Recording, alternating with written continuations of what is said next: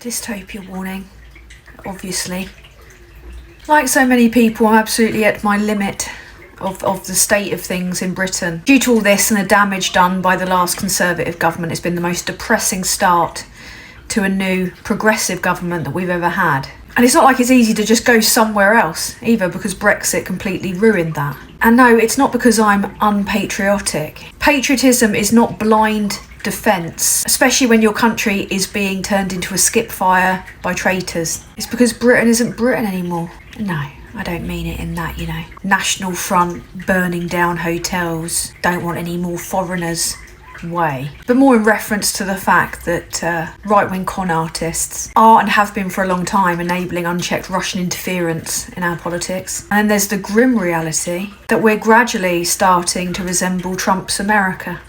I can't make this clear enough. The problems that we're facing in Britain have absolutely nothing to do with immigration. Morons like that will say that migration's failed to boost our economy. There's no economic growth, they say. Probably because most of the asylum seekers have been holed up in hotels because they failed to process the claims, because they needed those people to be used as scapegoats. We've always historically, economically benefited from immigration. So they knew that they had to make people fear or hate immigrants in order to, 1, get Brexit over the line, 2, use them as the aforementioned scapegoats to deflect from their own wild criminality. Worked in the referendum, worked for a while for them lot. The Conservative Party basically cosplaying as Nigel Farage, and then somehow being surprised when Reform managed to come through and win 4 million votes. Immigration is everywhere, deliberately. So of course, in a way, it's starting to take root, isn't it? It's legitimately depressing seeing what the new government is facing. It's early doors, but the orchestrated pushback against Labour has been more forceful in a couple of months than it was against the entire Conservative Party in 14 years. The sheer weight and volume of bullshit being spun from multiple sources is immense. And of course, it always comes back to the media. The tactics of the hard right. Shadily funded lobby groups, unabated conspiracy, traitors cosplaying as patriots, destroying Britain to benefit the super rich or foreign powers. Now, far-right disinformation has become mainstream thanks to many media outlets uncritically platforming him and Tice at any given opportunity, causing objective fact to become questionable. A thing of debate, not absolute. And the British right is morphing into the US Republican Party. The participants, like Jenrick, I don't think even believe what they're saying. I did a video a little while back about his donors and how they like to hide their identities. And that's why they're in it. Donors, profit, power. And they can't get it through the usual channels, so they do it by conning millions of people. And if you draw any attention to any of this, not only do you get a target on your back, but you yourself sound conspiratorial. But the thing is, there's evidence out there to prove everything that I'm saying. And if you're watching this on YouTube, I'm actually going to post the links that supports everything that I put in my videos, so you can see what my sources are, where I get my information from. Because as I say, this is reported. We can all see how they operate if we read about it, but the problem is that so few do. And people like him, and him bank on that. You see, the problem is that not a lot of people know how it works, that billionaires and big businesses flood social media with bots to engage in a kind of disinformation warfare. And how they do it is quite interesting and enraging. Say one of those big companies wants to continue to do something that harms us, maybe, the gambling industry, as an example.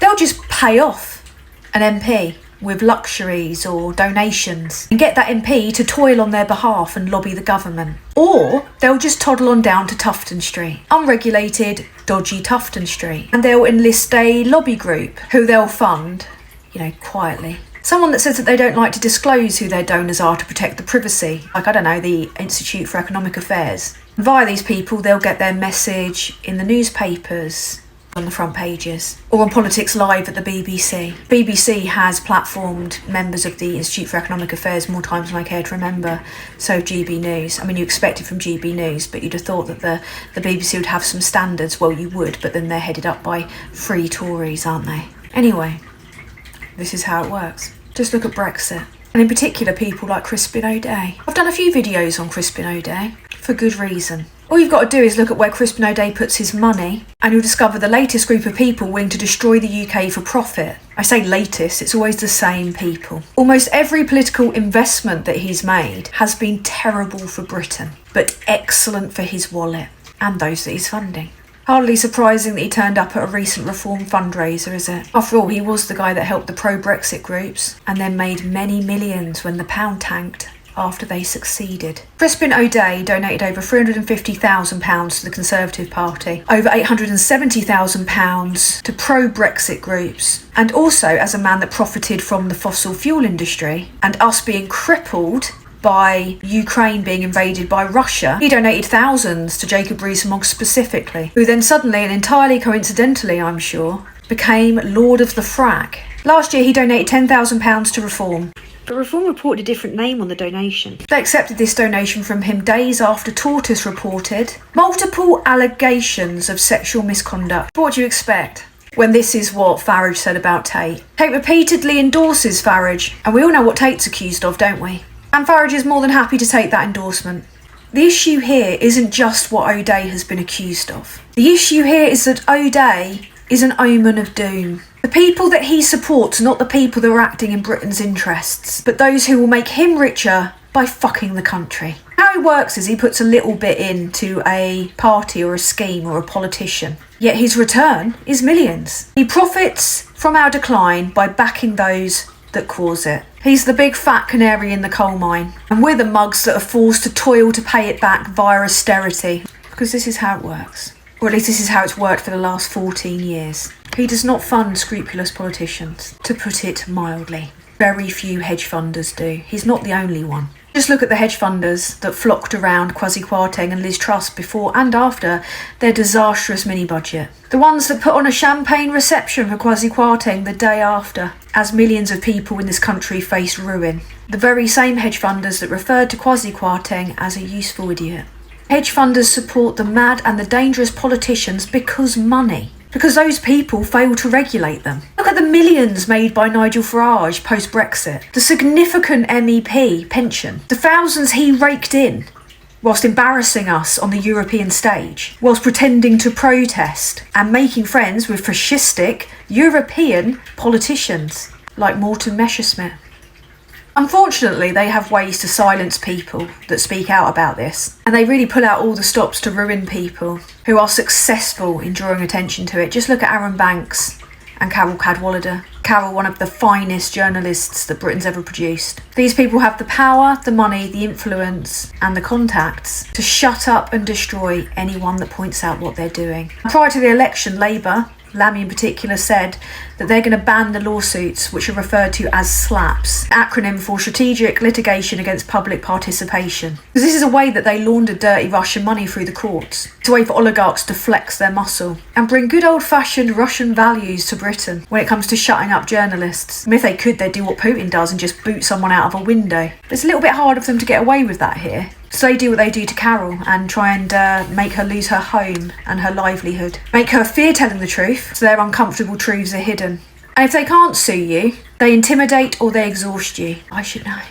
I've had multiple hacking attempts on my bank, once successful, on my PayPal, on my emails, coordinated threats, degradation, troll farms being thrown at my comment sections. Faceless, virtually untraceable, but obviously coordinated. Now, the problem that we have, well, we have many problems, but one of the biggest problems that we have is that people are brainwashed. I mean, the riots prove that. Millions of people are radicalised daily by the zone being flooded. The carefully coordinated disinformation campaigns. The Russian government's been proven to have poured 30 plus million into this, and they're very clever at making themselves appear to be British, and they all support GB News and they all support reform, and with so many people glued to their phones, we're sitting ducks. And I have no idea how Keir Starmer can fix this while simultaneously trying to fix every facet of society that the Tories have deliberately destroyed whilst implementing Farage's policies and essentially looting Britain. What I do know is that Keir Starmer would be a fucking idiot to not implement press reform. Journalists should be able to do their job without being afraid. We need regulation of the billionaires that are influencing our national conversation and our outlook whilst paying no tax. We need a Prime Minister once and for all to take a stand against those bastards. And also, on a personal note, considering what I've experienced and what I've said is a dip in the ocean, I'm wondering if there's any point having my own life destroyed if nobody's going to listen. And I don't mean in the sense of them just not watching my YouTube videos. It's the fact that so many people are radicalised by the figures that I've talked about today, so blinded by racism and hate that it feels futile. And why does it feel futile? Because I think that they know that they're being conned and just don't care, because they need someone to hate. So it leads you to wonder whether or not the personal ruin that can be inflicted just for shining a light on this, even independently, even if just whilst piss taking, is really worth it, you know? Because much like in a court of law, for so many people, it's not even about the truth anymore, but what people want to or choose to believe. And I don't know how to counter that or how to stop it, especially when you consider that the new opposition, the Tories, are not just continuing this campaign of hatred, disinformation, culture wars, you know, imported US Republican rhetoric, but banking on it as a vote winner, despite having just lost an election on a catastrophic scale for promoting that. Anyway, I'll be back soon with my long overdue piss take of the Tory leadership campaign. And of course, if you want, you know, to be depressed by the truth on a regular basis, feel free to subscribe.